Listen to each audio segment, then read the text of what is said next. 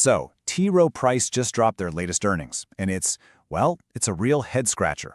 You've got these fantastic, record-breaking profits on one side, and then on the other, you've got clients yanking billions of dollars out. It just doesn't add up, right? So in this Talk Tickers Explainer, we're going to dig into that. We're going to unpack this whole contradiction and try to figure out what in the world it means for the stock. All right, let's jump right in. The number that's got everybody talking, $2.81. That's the adjusted earnings per share they posted. And look, I know, 281 might not sound like a life-changing number. But here's the thing. It completely crushed what Wall Street was expecting. The consensus was sitting around 254. So yeah, this wasn't just a beat, it was a huge beat. On paper, that's an absolutely stellar performance. And the good news didn't stop with earnings. Nope, it carried right over to the top line.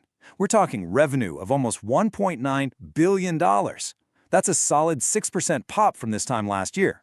So you look at all that and you're thinking, wow, everything's coming up roses. But, and this is a big but, this is where the story starts to get really, really complicated. Yeah, because those big, shiny headline numbers, they're not giving you the full picture, not even close. You just have to scratch the surface a little bit, and right underneath you find this fundamental problem, this core conflict. Amazing earnings numbers right up against a seriously worrying trend with their client money. And you've got to give credit where it's due. Management's discipline here is pretty impressive. I mean, look at this. Revenue is up 6%, which is great, but they held the line on costs. Operating expenses only went up 3%.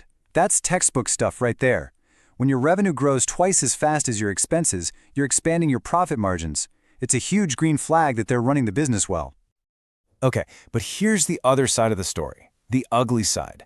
For all that financial strength, for all that cost control, the company saw net outflows of nearly $8 billion in one quarter. Let me just say that again, $8 billion. People are pulling their money out. The money is just walking right out the door. And this right here, this chart shows you the problem in a nutshell. It's not just the money's leaving, it's which money is leaving. See that big negative slice? That's their U.S. equities. Those are their bread and butter, high-fee, most profitable products. And yeah, sure, they're getting some new money into fixed income and other spots, but it's just not enough to plug the hole. This isn't just an outflow problem, it's a profitability problem in the making. So you've got this five-alarm fire burning with the outflows. What's management's plan? What's the playbook? Well, it looks like they're making a big pivot, and it really centers on two things: a huge new partnership and basically tripling down on the few parts of the business that are actually working. Okay, the big one. The centerpiece of this whole strategy is a brand new collaboration with Goldman Sachs. Yeah, that Goldman Sachs. CEO Rob Sharps is framing this as a way to create totally new kinds of investment solutions for people. Think about it. They want to take these exclusive private market deals, stuff that's usually only for the super rich, and figure out how to package them for everyday retirement and wealth investors. So how are they actually going to do that? Well, this is the initial game plan. They're focusing on these 4 key areas. They'll start by co-branding target date funds. Then they'll start weaving these alternative assets into model portfolios. And it goes all the way up to building brand new offerings and even personalized advice. It's basically a roadmap for getting these private assets into the hands of a much, much wider audience.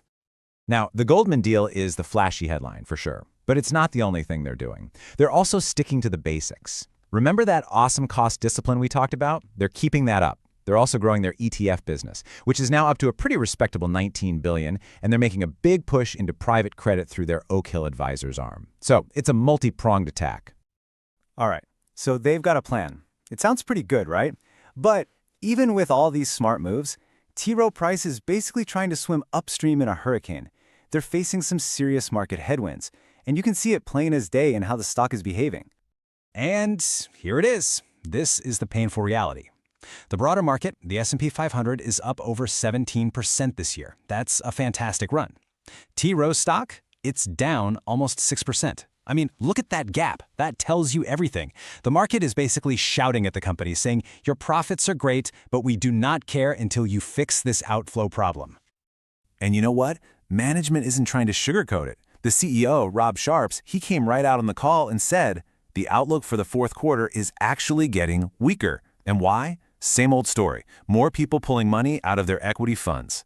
You got to give them points for being upfront about it, but ouch, it signals more pain is on the way. Okay, so we've laid out the good, the bad, and the ugly. Let's put it all together and get to our final analysis. What does all this mean for the stock? This is the next call. So here's the battleground. The bull versus bear case is actually pretty simple to see.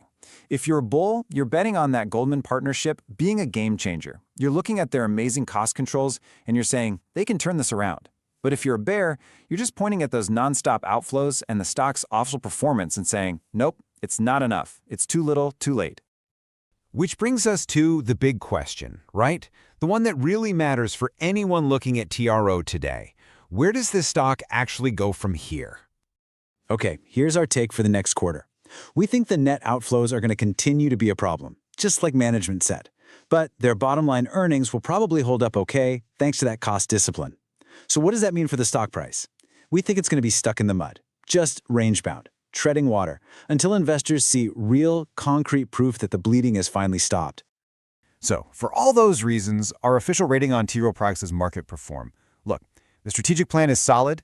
That Goldman deal, it's got serious potential. But, and it's a big but, these kinds of major pivots take a long time to pay off.